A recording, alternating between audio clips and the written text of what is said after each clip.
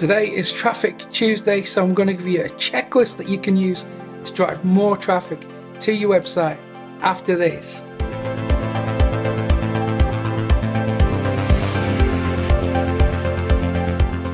Welcome back to ProfitCopilot.com. My name is Mick Meaney, and this is all about helping you to get better results online. And today is Traffic Tuesday, so I'm going to give you a checklist that you can use to drive traffic to your website. There's about 8 or 9 key points that I want to cover, so let's get through it. So the first point, and we will cycle back to this at the very end, so this is a loop. Okay, so the very first thing that you have to do once you have created a piece of content is to send it to your email list. And that is because email lists have on average a 30% open rate. Now compare that to social media, which gets just 3%. It's a no-brainer. Email your list before you post on social media. And that 3% engagement rate that we can see on social media is dropping thanks to algorithm changes. Which brings us to the second point: share on social media not once but multiple times across multiple networks. You have to schedule a frequency.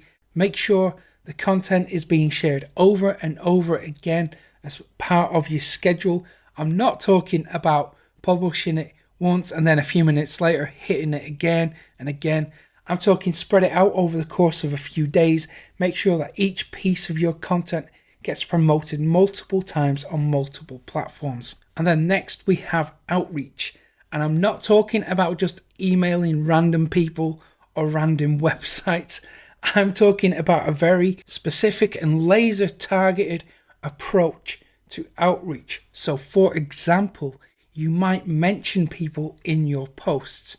You might have the top 10 best tools, for example. So you might want to outreach to the people that you've mentioned in your posts or the companies that you've mentioned and drop them a quick email, say how much you enjoy their product or what they contribute to the community, and send them a link to where you feature them in your blog post. And it's important that you don't ask them for anything in return at this point. It's tempting to say, can you share this with your following, please? But I would urge you to not do that. Instead, hang back, just tell them what you've done for them and then let them make up their own mind. And that will allow you to establish a good footing, a good foundation for a relationship that can be built up upon over time. Of course, only if that company or that person shares the same values as you. I would really say don't just approach people because they have a big following. Instead, approach people that share the same values and ethics as you.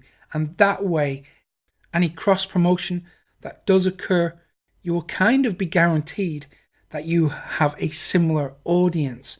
So instead of receiving a lot of promotion from somebody with an audience that turns up on your website, looks at you and says, well, who's this guy? What's this guy about? I don't agree with his strategies. I don't agree with his ethics or his values.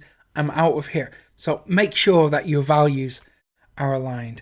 And then the next thing that I'd like you to do is community contributions where you're allowed to. So post on forums, Facebook groups, communities that allow promotion. I'm actually going to give you a little guide, maybe in the next week or two, about using Facebook groups for traffic. And we're going to look at one of my friends. He's got an absolute amazing lead magnet that I need to tell you about. I'm going to create a video all about that, and that is specifically for posting on Facebook groups. We're going to get into that in detail in another video, but make sure that community contributions are a part of your strategy where it's allowed. Again, don't go around spamming.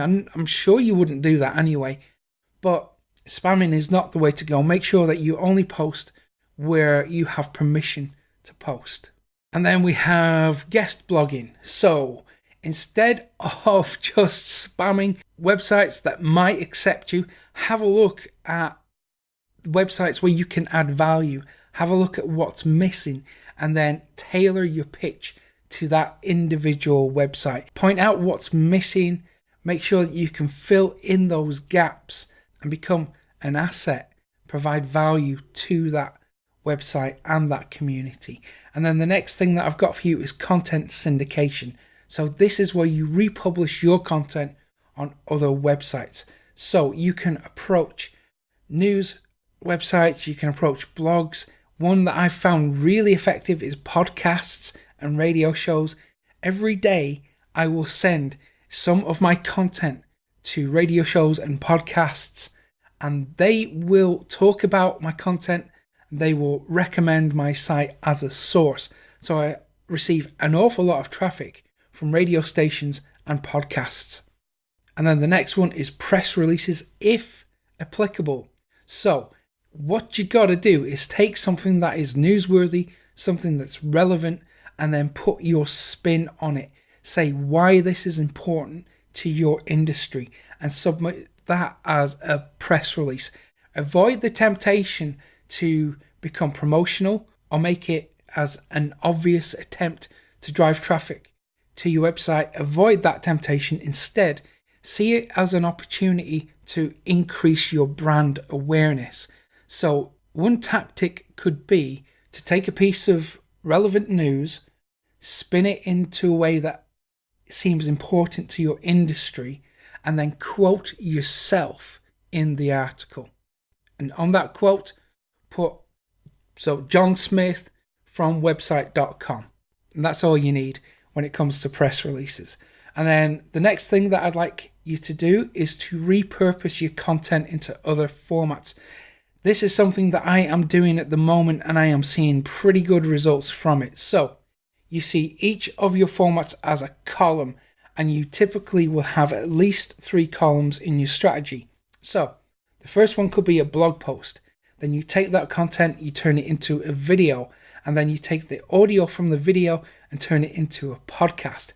And those are the 3 main columns of a content marketing strategy.